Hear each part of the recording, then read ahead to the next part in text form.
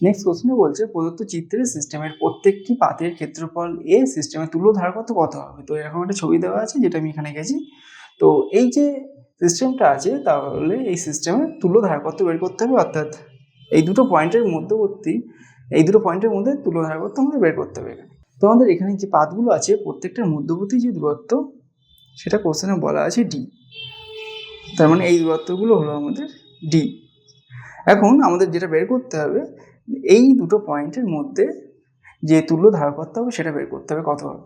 এখন আমরা এই পয়েন্টের বিভবটা ধরলাম 1 দিয়ে ডিনোট করছি আর এটাকে আমি 2 দিয়ে ডিনোট করছি, ঠিক আছে।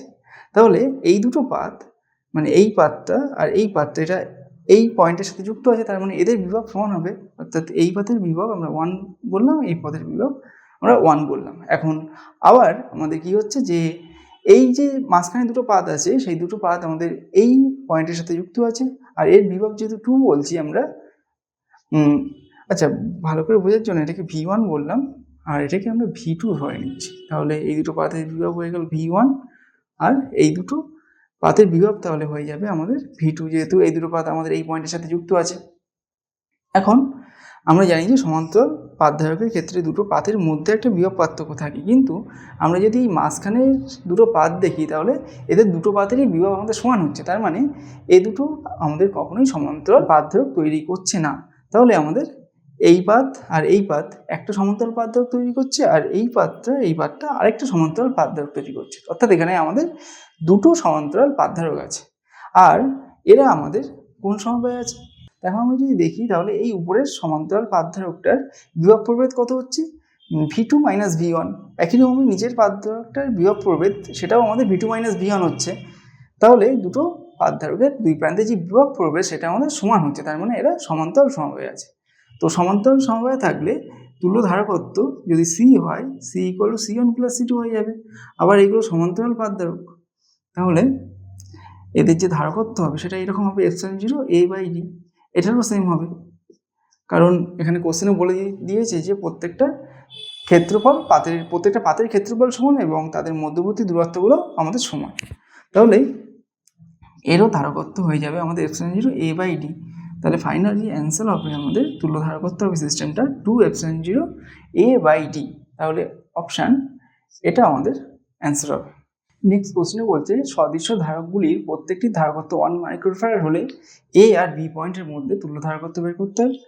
তো এখানে আমরা দেখতে পাচ্ছি এই জায়গা থেকে এই পর্যন্ত একটা তার দিয়ে আমাদের কানেক্ট করা আছে, একইরকমভাবে এই পয়েন্ট আর এই পয়েন্টে একটা তার দিয়ে কানেক্ট করা আছে, এই দুটো পয়েন্ট একটা তার দিয়ে কানেক্ট করা আছে আর এই দুটো পয়েন্ট আমাদের একটা তার দিয়ে কানেক্ট করা আছে। তাহলে আমরা বলতে পারি একটা নির্দিষ্ট তার দিয়ে কানেক্ট করা যে পয়েন্ট দুটো আছে সেই পয়েন্ট দুটোর বিভব আমাদের সমান হবে, অর্থাৎ এই পয়েন্টের বিভব আর এই পয়েন্টের বিভব সমান হবে।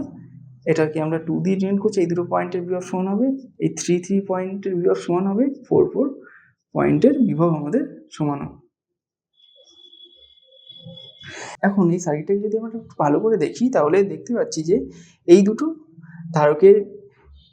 এই ধারকটার দুই প্রান্তে, এক প্রান্তে 1 আর এক প্রান্তে 2 এই বিভবগুলো পড়ছে। আবার যদি এই ধারকটাকে দেখি তাহলেও সেম জিনিসটা হচ্ছে, দুই প্রান্তে, এক প্রান্তে 1 এক প্রান্তে 2 পড়ছে। এই 3 নম্বর ধারকটার ক্ষেত্রেও সেম হচ্ছে, এক প্রান্তে 1 এক প্রান্তে 2। তাহলে আমরা বলতে পারি যে এই প্রথম তিনটে ধারক আমাদের সমান্তরাল সমবায়ে আছে, কারণ এদের দুই প্রান্তের যে বিভব পার্থক্য সেটা আমাদের সমান হচ্ছে। একই রকমভাবে আমরা যদি লাস্ট তিনটে ধারক দেখি তাহলে দেখব যে এই ধারকটা এক প্রান্তে 3 এক প্রান্তে 4, সেকেন্ডটার এক প্রান্তে 3 এক প্রান্তে 4 পড়ছে, থার্ডটার এক প্রান্তে 3 আর এক প্রান্তে 4 পড়ছে। তার মানে এই তিনটে ধারকের দুই প্রান্তে সেম বিভব প্রভেদ আমাদের হচ্ছে। তাহলে এই তিনটে ধারকও আমাদের সমান্তরাল সমবায়ে আছে।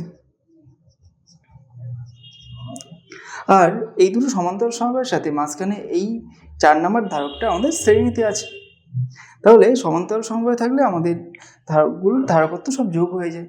এখন প্রত্যেকটা ধারকের ধারকত্ব 1 মাইক্রোফ্যারাড বলা আছে, তাহলে এই সমবায়টার তুল্য ধারকত্ব হয়ে যাবে, প্রথম সমান্তরাল সমবায়টার তুল্য ধারকত্ব হবে 3 মাইক্রোফ্যারাড আর সেকেন্ডটার হয়ে যাবে আমাদের 3 মাইক্রোফ্যারাড, আর মাঝখানে আমাদের এইটা পড়ে থাকবে 1 মাইক্রোফ্যারাড। তাহলে এটাকে যদি আমরা আরেকটা ডায়াগ্রামের সাহায্যে আঁকি তাহলে কেমন হবে, এরকম হবে দেখতে।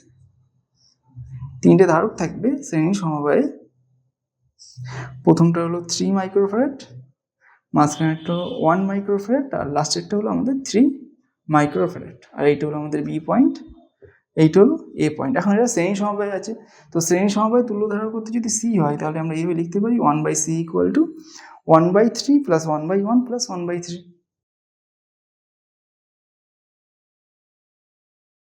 1/3 আর 1/3 যোগ হয়ে গেলে আমাদের হয়ে যাচ্ছে 2/3, আর এই 1টা পড়ে থাকলো প্লাস 1, তাহলে এটা যোগ করলে আসছে আমাদের ফাইনালি 5/3 এত। তাহলে সি ইকুয়াল টু, এটা উল্টে যাবে, 3/5 মাইক্রোফ্যারাড। তার মানে তুল্য ধারকত্ব হয়ে গেল আমাদের 3/5 মাইক্রোফ্যারাড। তার মানে অপশন ডিটা অ্যান্সার হবে। নেক্সট কোশ্চেনটা বলছে যে 3টি 4 মাইক্রোফ্যারাড ধারকত্বের ধারককে এমনভাবে সংযুক্ত করা হলো যার ফলে কার্যকর ধারকত্ব পাওয়া গেল 6 মাইক্রোফ্যারাড। এই সমন্বয়টি করা যাবে যদি এই 4টে অপশনের মধ্যে কোনটা আমাদের সঠিকভাবে বের করতে হবে। তো 3টে ধারক আছে 4 মাইক্রোফ্যারাডের। তো ফার্স্ট অপশনটা বলছে প্রত্যেকটাকে শ্রেণীতে যোগ করা হচ্ছে, অর্থাৎ এইভাবে যোগ করা হচ্ছে। তাহলে এদের তুল্য ধারকত্ব সি হলে সি ইকুয়াল টু আমরা এইভাবে লিখতে পারি 1/4 প্লাস 1/4 প্লাস 1/4, অর্থাৎ আমাদের হয়ে যাচ্ছে 3/4। তার মানে সি ইকুয়াল টু হচ্ছে 4/3 মাইক্রোফ্যারাড। তো এটা আমাদের তাহলে 6 মাইক্রোফ্যারাড হচ্ছে, তার মানে অপশন এটা ভুল। তারপর বলছে প্রত্যেকটা যদি সমান্তরালে যুক্ত থাকে, অর্থাৎ এইভাবে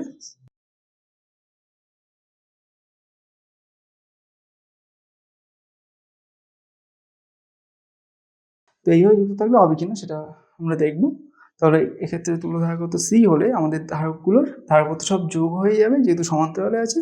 তার মানে কত হবে, 3টে 4 যোগ হবে, 4 + 4 + 4, তার মানে হয়ে যাবে 12 মাইক্রোফ্যারাড। তাহলে এটাও আমাদের হচ্ছে না। নেক্সট বলছে যে অপশান সি দুটো সমান্তরালে এবং একটি শ্রেণীতে আছে, দুটো সমান্তরালে আছে।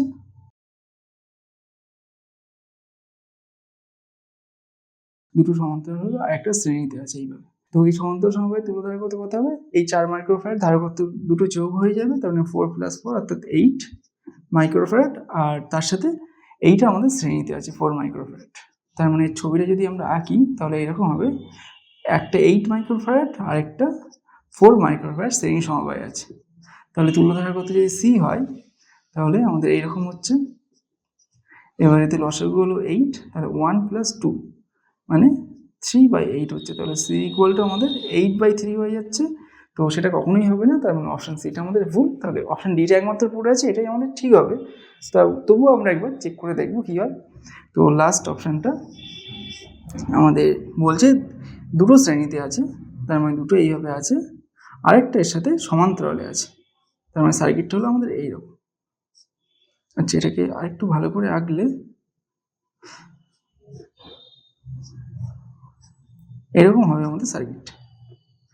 তো এই দুটো শ্রেণীতে আছে, তো শ্রেণীতে থাকলে আমরা তুল্য ধারকত্ব এইভাবে বের করতে হয়। 1 এটা ধরলাম C1 ধরলাম, এই দুটো তুল্য ধারকত্ব, তাহলে 1/4 প্লাস 1/4 হয়ে গেল, তার মানে এটা হাফ হয়ে গেল। তাহলে C1টা আমাদের আসছে 2। তাহলে এখান থেকে আমরা যে ডায়াগ্রামটা পাচ্ছি, একটা 2 মাইক্রোফ্যারাড আরেকটা 4 মাইক্রোফ্যারাড আমাদের সমান্তরালে আছে, কারণ এই দুটো আমরা তুল্য পেয়েছি 2 মাইক্রোফ্যারাড আর নিচেরটা আমাদের 4 মাইক্রোফ্যারাড ছিল। তাহলে এখন আমাদের এ দুটো সমান্তরালে আছে, তুল্য ধারকত্ব যোগ হয়ে যাবে, তাহলে ফাইনালি তুল্য ধারকত্বটা দাঁড়াচ্ছে 2 + 4 মানে 6 মাইক্রোফ্যারাড। তাহলে এটা আমাদের কোশ্চেন যেটা বলা আছে তার সাথে মিলে যাচ্ছে 6 মাইক্রোফ্যারাডের সাথে, তার মানে অপশন ডিটাই আমাদের এক্ষেত্রে অ্যান্সার হবে। নেক্সট কোশ্চেনটা বলছে যে C1 ধারকত্বের একটি ধারককে ভি বিভবে আহিত করে C2 ধারকত্বের একটি অনাহিত ধারকের সাথে সমান্তরালে যুক্ত করা হলো, প্রতিটি ধারকের দুই প্রান্তে অন্তিম বিভব প্রভেদ কত হবে। তো একটা ধারক আছে আমাদের, এটা ধারকত্ব C1 আর দুই প্রান্তে বিভব প্রভেদ হলো ভি। তো এটাকে আমরা কি করছি, একটা C2 ধারকত্বের ধারকের অনাহিত ধারক আছে যার সাথে সমান্তরাল সমবায় যোগ করছে এইভাবে। তাহলে জানতে চেয়েছে যে এই যোগ করার পরে দুটো ধারকের দুই প্রান্তের বিভব প্রভেদ কত হবে। তো ধরলাম সেই ফাইনাল বিভব প্রভেদ হলো ভি। এখন আমরা এটা জানি যে এক্ষেত্রে আমাদের আধানের সংরক্ষণ হয়, তো সেটি আমরা কাজে লাগাবো। যখন আমাদের এই ধারক দুটো আলাদা ছিল তখন ওদের মোট আধান যতটা ছিল, ধারক দুটো সমান্তরালে যোগ করার পরে মোট আধান সেম থাকবে। তাহলে কি হবে, আমাদের C1 ধারকের সঞ্চিত আধান C1 ইন্টু ভি, কারণ আমরা Q equal to C into V এটা জানি, আর C2 ধারকে C2 ইন্টু ভি, কারণ এটা জিরো হয়ে যাবে, কারণ এটা অনাহিত আছে, তার ফলে এর বিভব প্রবেশটা আমাদের জিরো হবে, ইকুয়াল টু যখন সমান্তরালে যুক্ত করা হলো তখন তুল্য ধারকত্ব হয়ে যাবে C1 প্লাস C2, আর এদের সাধারণ বিভব বা অন্তিম বিভব পড়বে যেটা বলেছি সেটা ভি ধরে নিয়েছি, তাহলে C1 plus C2 into V হলো এই দুটো ধারকে সঞ্চিত মোট আধানের পরিমাণ। তো এখান থেকে আমরা তাহলে এটা আমরা ভি ড্যাশ ধরে নিই, কারণ আমাদের কোশ্চেনে এইটা ভি বলা আছে, দুই প্রান্তে বিভব করে ভি বলা আছে, তাহলে এই ভি ড্যাশটা বের করতে হবে। তো ভি ড্যাশ ইকুয়াল টু তাহলে কী হয়ে যাবে, C1 into V by C1 plus C2, এইটা নিচে ভাগ হয়ে গেল, তার মানে অপশান বিটা আমাদের অ্যান্সার হবে। নেক্সট কোশ্চেনে বলছে একটি সমান্তরাল পাত ধারকের ধারকত্ব সি, ধারকটির মাঝখানে পাত দুটি সমান্তরালে একটি ধাতব পাত প্রবেশ করানো হলো যার বেদ ধারকের বেদের অর্ধেক, তাহলে ধারকের ধারকত্ব কত হবে? এরকম একটা সমান্তরাল পাত ধারক আছে, এর মাঝখানে আমরা এর ঠিক অর্ধেক বেদের একটা ধাতব পাত ধারক প্রবেশ করা যাচ্ছি। তাহলে এখন জানতে চেয়েছে এই যে ধারকটা তৈরি হলো এখন তার ধারকত্ব কত হবে। তো ইনিশিয়ালি এর ধারকত্ব সি হলে সি ইকুয়াল টু আমরা লিখতে পারি এপসাইলন 0 এ বাই ডি, যেখানে এটা হলো পাত দুটোর ক্ষেত্রফল, প্রত্যেকটার ক্ষেত্রফল, আর ডিটা হলো এর এই দুটো পাতের মধ্যবর্তী দূরত্ব। এখন আমাদের বলেছে যে এই পাত দুটোর মধ্যবর্তী দূরত্বের অর্ধেক দূরত্বে মানে অর্ধেক বেদ সম্পন্ন একটা ধাতব পাত ঢোকানো হয়েছে, তার মানে এর ভেতরে আমাদের তড়িৎ ক্ষেত্র 0 হয়ে যাবে, তাহলে এইটুকু মিলে এইটুকু জায়গায় আমাদের একটা ধাতব পাত তৈরি হবে। তো ধাতব পাত না, আমাদের ধারক তৈরি হবে যার বেদ হয়ে যাবে এখন D/2, কারণ এই নিচের অংশটুকু আমাদের তড়িৎ ক্ষেত্র 0 হচ্ছে, তাহলে আমরা এইটা এক্ষেত্রে বাদ দিতে পারি। তাহলে এই আমরা এখানে এক্ষেত্রে ধরে নেবো কি এইটা আর এইটা দুটো পাত আছে, সেই পাতের মধ্যবর্তী ধারকত্বটা আমাদের বের করতে হবে। তো সেটা যদি সি ড্যাশ হয়, সি ড্যাশ ইকুয়াল টু কী হয়ে যাবে, এখানে এপসাইলন 0 এ বাই মধ্যবর্তী দূরত্ব D/2 হয়ে গিয়েছে, তাহলে এইটাকে আমরা এইভাবে লিখতে পারি। আবার epsilon 0 A by D equal to আমরা সি এটা আগেই পেয়েছি, তাহলে বসিয়ে দিলাম, তাহলে ফাইনালি এখন যে ধারকত্ব হচ্ছে সেটা হয়ে যাচ্ছে 2C, তার মানে অপশান সিটা আমাদের অ্যান্সার।